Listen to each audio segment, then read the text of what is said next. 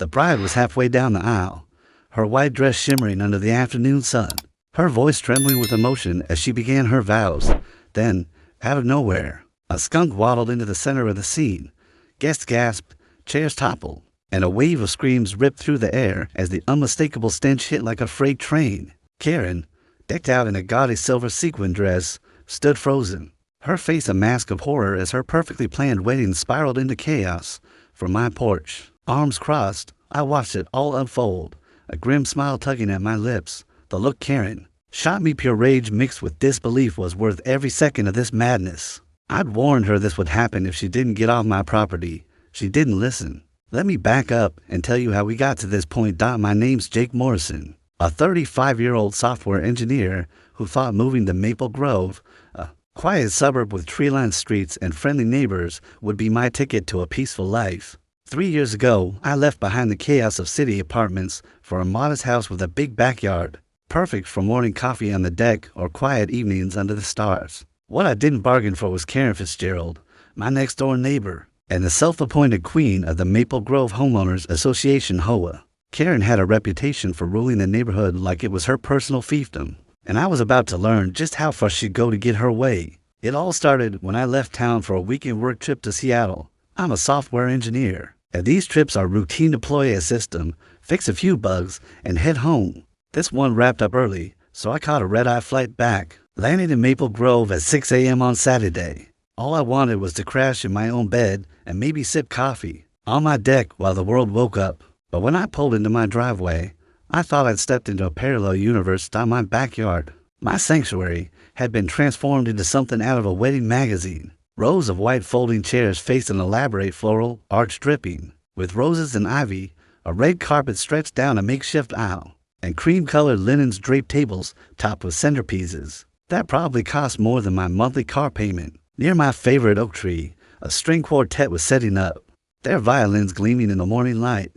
A stage stood ready for a DJ, and workers buzzed around, stringing fairy lights through my trees. My jaw hit the ground.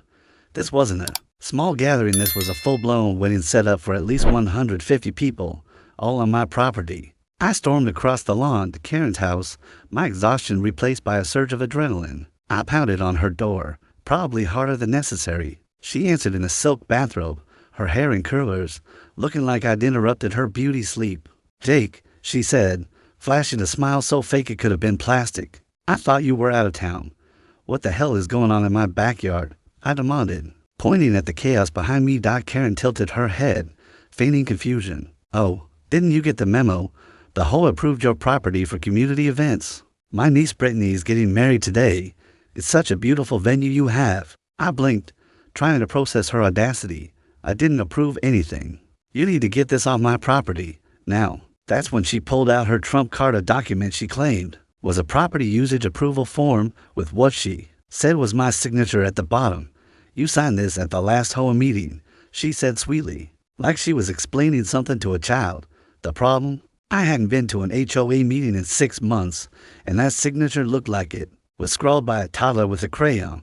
"This is forgery," I said, my voice rising. "You can't just take over my property." Karen's smile vanished, and her eyes turned cold. "Listen here," she said, her voice sharp enough to cut glass. "My niece has been planning this wedding for 2 years. The caterers are paid. Guests are flying in from out of state, and you will not ruin her special day. The ceremony starts at 4 p.m. I suggest you find somewhere else to be." She went on to say that if I caused any trouble, she'd make sure the HOA fined me for failure to maintain community harmony. I was stunned. This woman wasn't just entitled, she was delusional. I tried calling the whole emergency line, but it went straight to voicemail. No surprise that Karen probably controlled the system. I called other board members, but either they didn't pick up or their phones were conveniently off. I suspected Karen had warned them to ignore me. Desperate, I dialed 911 and explained that someone was trespassing on my property and refusing to leave. 2 officers showed up within 20 minutes, but Karen was ready. She showed them the forged document, spun a story about HOA approval, and played the victim. The officers, looking apologetic, said it was a civil matter and they couldn't intervene based on a signature dispute. "You'll need to sort this out in court," one said as Karen smirked behind them. By noon, my backyard was a hive of activity. Caterers rolled in with trays of gourmet food, A DJ set up a sound system that looked like it belonged at a rock concert. Photographers scouted angles, and workers trampled my carefully tended lawn to string more lights. Karen, now in full event planner mode, directed everything with a smug grin, occasionally glancing at my house like she'd already won.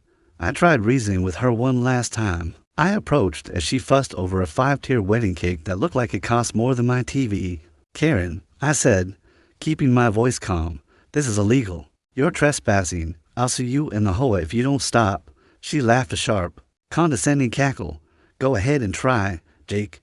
I've been hoa president for 8 years. I know every bylaw, every loophole. By the time you get a court date, this wedding will be a beautiful memory. And you'll just be the bitter neighbor who tried to ruin a young couple's happiness. That was it.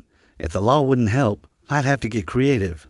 I remembered my friend Tom, a wildlife relocator who dealt with everything from raccoons to skunks. I called him and explained the situation.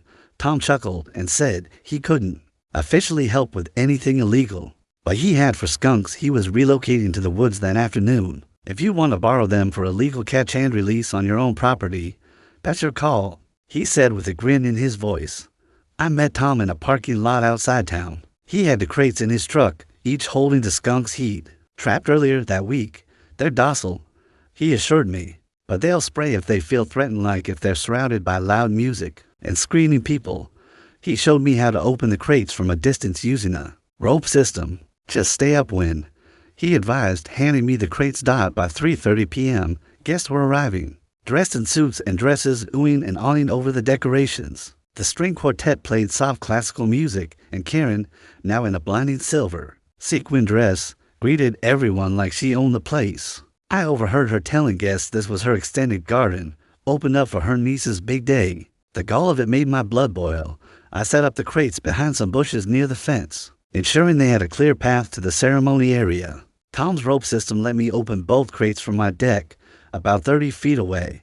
I waited, watching as the groom took his place at the altar, followed by the bridal party. The music shifted to the wedding march, and the bride began her walk down the aisle, her voice carrying as she started her vows mid-processional. That's when I pulled the ropes. The crate door swung open. For a moment, nothing happened. Then, four black and white shapes waddled out. Curious about the noise, one skunk headed straight for the aisle, another followed, and the other veered toward the buffet tables. The bride spotted them first and let out a scream that could have shattered glass. The groom's eyes widened in panic. Then, chaos erupted. Guests leaped from their chairs, knocking them over. Women in heels tripped. Men in suits hurled flower arrangements, and the string quartet bolted, the violinist still clutching her bow like a sword. The skunks, startled by the commotion, sprayed. The stench hit like a tidal wave, sending people gagging and retching. The bride's train caught on a chair, and she fell hard, her bouquet flying. The wedding cake toppled when a guest slammed into the table. 5 tiers of fondant crashing to the ground. The photographer, trying to capture the disaster, tripped and face-planted into the cake remnants. Karen stood in the center of it all, her sequin dress splattered with frosting, her hair a wind-blown mess. She spotted me on my deck and pointed, her voice cracking with fury. You, she screamed. You did this. You ruined everything. I shrugged. I told you to get off my property. Karen, you should have listened. The skunks, unbothered, wandered through the wreckage, one munching on cake, another knocking over gifts. Guests fled to their cars, windows down to escape the smell. Karen called 911, screaming about biological warfare and attempted murder. The same 2 officers from the morning arrived with animal control, barely containing their laughter as they surveyed the scene: overturned chairs, a ruined cake. And for skunks casually exploring, Karen ranted about my attack, but I calmly explained how I'd return to find my property taken over without permission. I showed the officers my real signature versus the forged one. As for the skunks, I said they were wild animals drawn to the unauthorized event's food and noise. The animal control officer backed me up, noting skunks were common in the area and attracted to gatherings like this.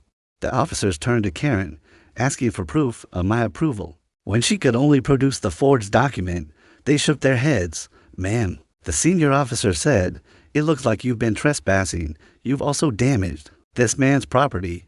He could press charges for trespassing, vandalism, and fraud. Karen's face went pale. The bride, sobbing, turned on her. You said you had permission. You said it was legal. My wedding is ruined. The officers issued Karen citations for trespassing, property damage, and disturbing the peace, totaling over $3,000. They also warned her I could pursue civil action. The emergency home meeting the following Monday sealed her fate, armed with photos and videos of the event, including Karen directing workers on my property. I presented my case. The board was horrified, especially about the forged document and the HOA's potential liability. They voted 6-0 to remove Karen as president. She fled the meeting in tears. The story spread like wildfire. The local paper ran a story titled "HOA President's Power Trip Leads to Skunk Bomb Wedding," complete with a photo of Karen, frosting splattered, pointing at a skunk. Her reputation tanked, and her real estate job took a hit as clients ditched her. My lawyer sent her a bill for $8,000 to cover lawn and landscaping repairs, plus a warning about the felony forgery charge. Faced with jail time, Karen paid up and signed an agreement never to set foot on my property again. As she handed over the check, tears streaming, she whispered, "I was just trying to help my niece." I took the check and closed the door.